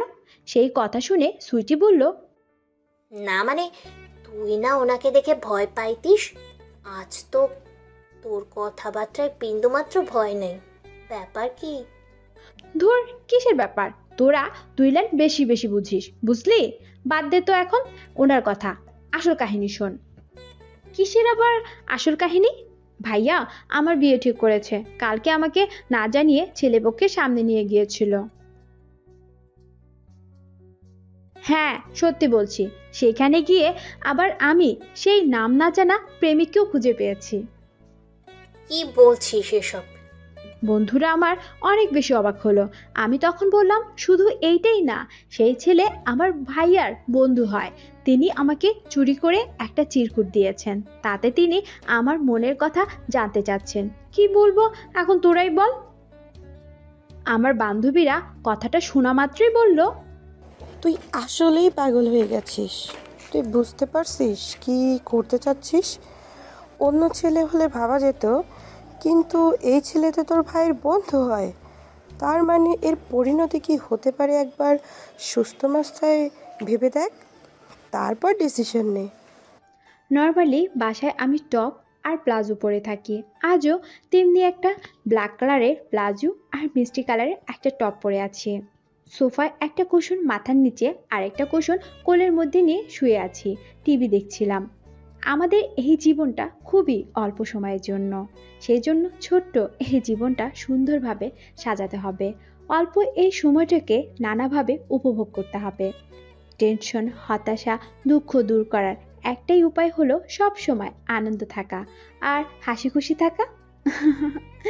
আর আপনাদেরকে আনন্দে রাখাই আমাদের একমাত্র উদ্দেশ্য।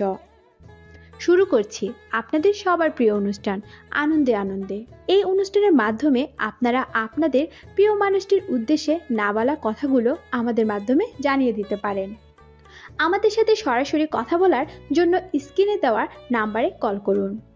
আমি খুব মনোযোগ দিয়ে অনুষ্ঠানটি দেখছিলাম, কারণ এই অনুষ্ঠানটা আমার খুব প্রিয়। বিশেষ করে সবাই যখন সবার ভালোবাসা মানুষের উদ্দেশ্যে না বলা কথাগুলো বলে, সেগুলো শুনতে আমার ভীষণ ভালো লাগে। পার্সোনাল একটা ফোন থাকলে আমিও কল করে আমার মনের কথাগুলো জানাতাম, কিন্তু আফসোস আমার কাছে কোনো ফোনই নেই। এসব ভাবতেই হঠাৎ কলিং বেল বেজে উঠল।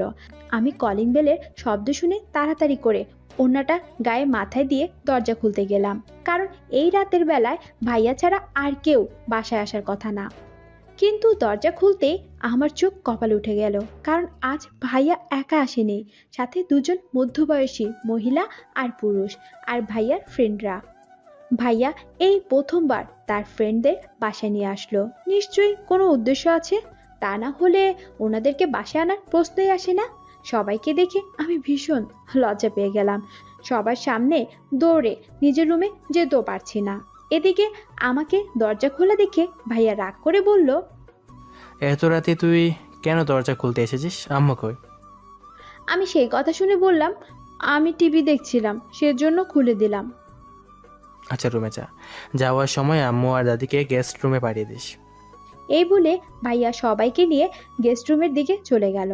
কি হতে চলেছে বা ভাইয়ার উদ্দেশ্যই কি, কিছুই বুঝতে পারলাম না। তবে খেয়াল করলাম ভাইয়ের সব বন্ধু আসলো, সেই চিরকুটওয়ালা বন্ধুটি আসেনি।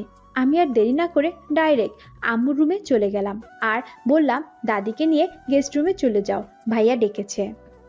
এদিকে আমি আমার রুমে গিয়ে অযথাই পায়চারি করছিলাম, কারণ টেনশনে একদম শেষ হয়ে যাচ্ছি। কি বলছে সবাই জানার ভীষণ ইচ্ছে হচ্ছিল। পানি ভরানোর অজুহাতে বোতলটা হাতে নিয়ে কিচেন রুমের দিকে চলে গেলাম। গেস্ট রুম থেকে সবার কথা স্পষ্ট শোনা যাচ্ছে, এক একজন এক এক কথা বলছে।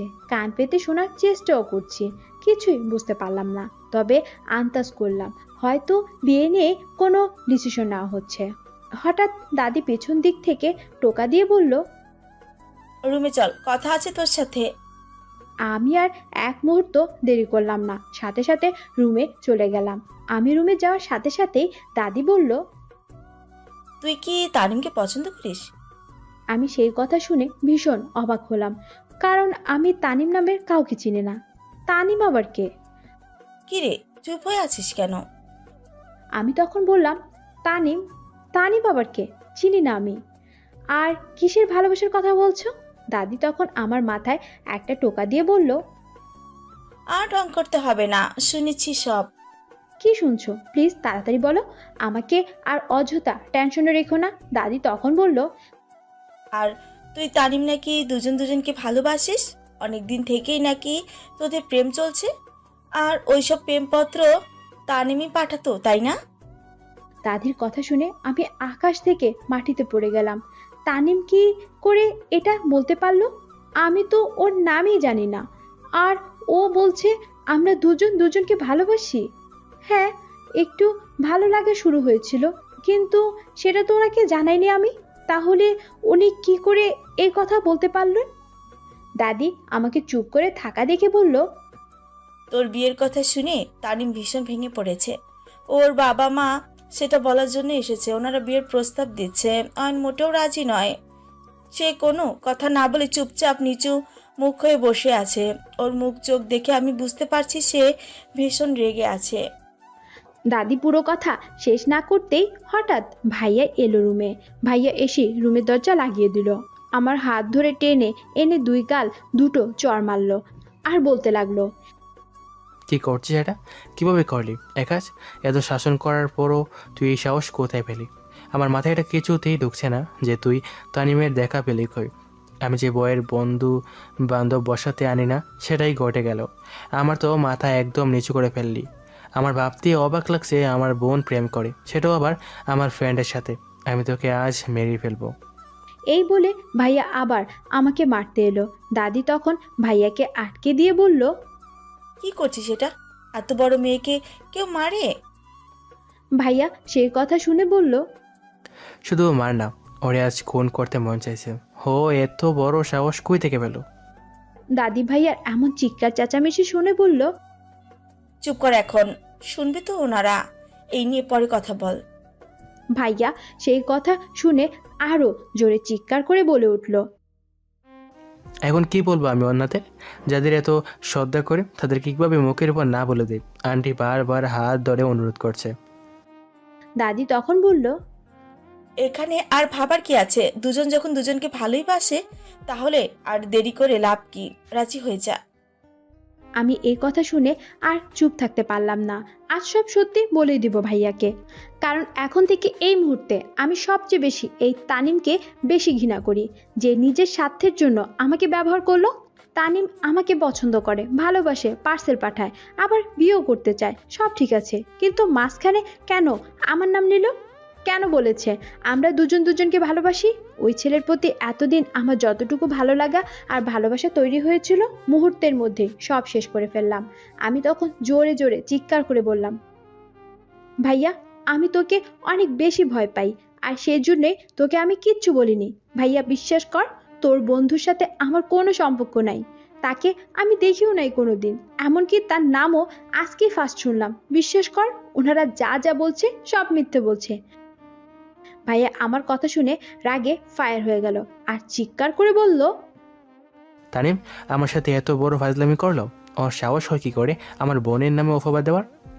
ভাইয়া আগে পুরো কথা শুনো, তারপর বল। আর শোনার প্রয়োজন নেই, ওরে আমি আজ মেরে ফেলবো। ও কি করে এত বড় সাহস পেল? আমি তখন ভাইয়ার হাত ধরে বললাম, ভাইয়া প্লিজ শান্ত হ, আগে পুরো কথা শোন।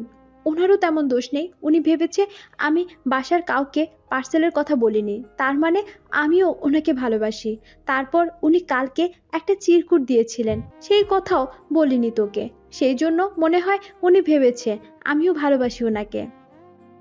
দাদি সেই কথা শুনে এগিয়ে এলো আর আমার গা ধরে ঝাঁকাতে ঝাঁকাতে বলল, হ্যাঁ ঠিকই তো কথা, তুই কিছু বলিসনি কেন? অয়নকে না বললি? আমাকেও তো বলতে পারতিস। আমি তখন ভাইয়ার সামনে গিয়ে ভাইয়ার দু হাত ধরে বললাম, ভাইয়া আমি যে কারণে এই পার্সেলের কথা কাউকে বলিনি, তার কারণ শুনলে তুই আবার আমাকে মারবি না তো? মানে কি বলতে যাচ্ছিস? কি এমন কথা? আমি তখন বললাম, ভাইয়া সেই দিন আমি ভার্সিটিতে এমনি এমনি অজ্ঞান হয়ে যাইনি। আমি সেই দিন ভার্সিটির পেছন গেটে 5 জন মুখ বাঁধা ছেলেকে দেখেছিলাম, যাদের সবার হাতে পিস্তল ছিল। আর তারা কাকে যেন খুন করে বস্তায় ভরে ভার্সিটির পাশে সেই ডোবায় ফেলে দিয়েছিল। আমি দেখে ফেলেছি। দেখে তারা আমার বাসার ঠিকানা নিয়ে নেয় আর আমাকে হুমকি দেয়, যদি আমি কাউকে এটা বলে দেই তাহলে তারা আমার ফ্যামিলির সর্বনাশ করবে। আমি জানি তুই কতটা রাগী। এই কথা শুনলে তুই আর ঠিক থাকবি না। রাগ করে যা না হয় তাই করবি। এই জন্যই তোকে কিছু জানাইনি ভাইয়া, কারণ আমি তোকে ভয় পেলেও অনেক বেশি ভালোবাসি। যদি ওরা আবার কোনো ক্ষতি করে তোর। এই ঘটনার পরের দিনই পার্সেল আসে আমার নামে। আমি ভেবেছি সন্ত্রাসীরা হয়তো পাঠিয়েছে, সেই জন্য ভয় পেয়ে গিয়েছিলাম, আর ভয়ে বাসার কাউকে বলিনি। কিন্তু পরে যখন দেখলাম কেউ আমাকে ভালোবাসার কথা বলেছে, তখন খুঁজে পাচ্ছিলাম না কে হতে পারে। তুই যদি উল্টে আমাকে সন্দেহ করিস এই ভেবে কথাটা লুকিয়ে রেখেছিলাম, কিন্তু সামান্য এই বিষয়টা যে এত বড় হয়ে যাবে আমি কখনো ভাবিনি। ভাইয়া কথাটা শোনা মাত্রই আরো দুটো চড় মারে আমাকে, আর রাগান্বিত কণ্ঠে বলে, তুই ভার্সিটির পেছন গেটে কেন গিয়েছিলে? যদি কিছু হতো তোর, যদি সন্ত্রাসীরা তোকে খুন করতো, কি হতো তখন? আমি ভাইয়ার এমন রাগ দেখে সাথে সাথে জড়িয়ে ধরলাম তাকে, আর বললাম, এই ভুল আর হবে না ভাইয়া। আমি এখন বুঝতে পারছি তুই কেন আমাকে এটা ওটা করতে নিষেধ করতি, কেন আমাকে এত সাবধানে থাকতে বলতি। আমি আজ থেকে তোর সব কথা শুনবো, কোনো কথা আর অমান্য করব না। প্লিজ আমাকে ভুল বুঝিস না।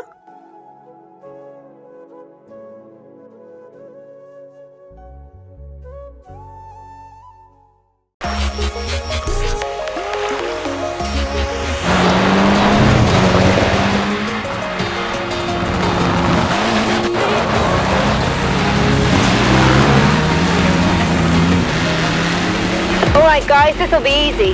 Just don't miss the checkpoints and let's go.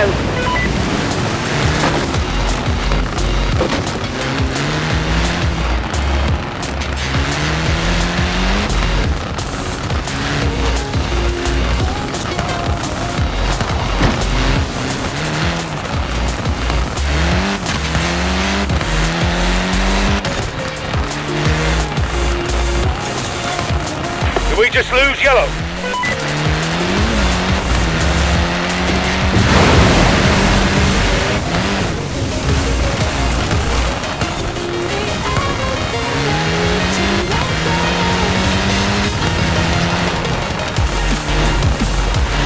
Coming up on the quarry. Woohoo!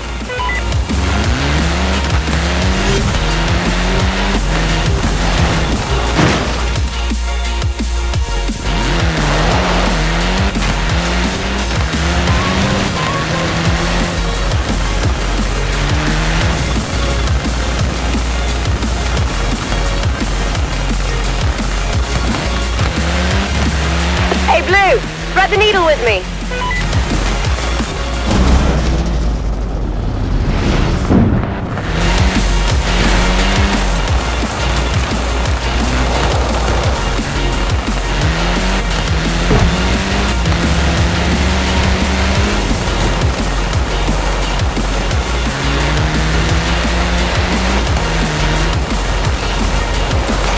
Red down, red down.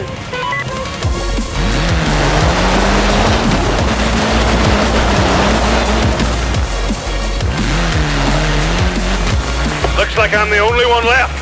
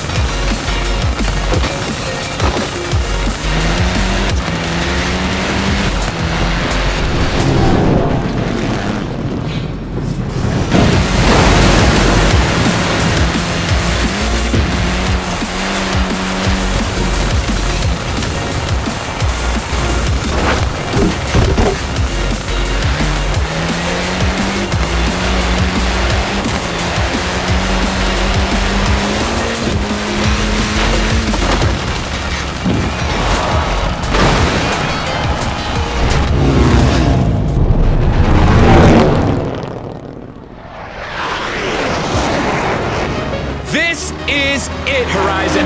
We are kicking off the summer season with the greatest race of all time. Point yourself in the direction of Horizon and put your foot down. rest of the festival wins. So let's go! Don't sweat it, the Jets aren't in the race. They're just happy to be here.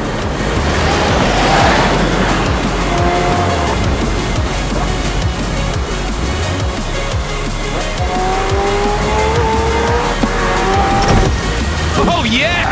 Drivers coming from everywhere. Now it's a party.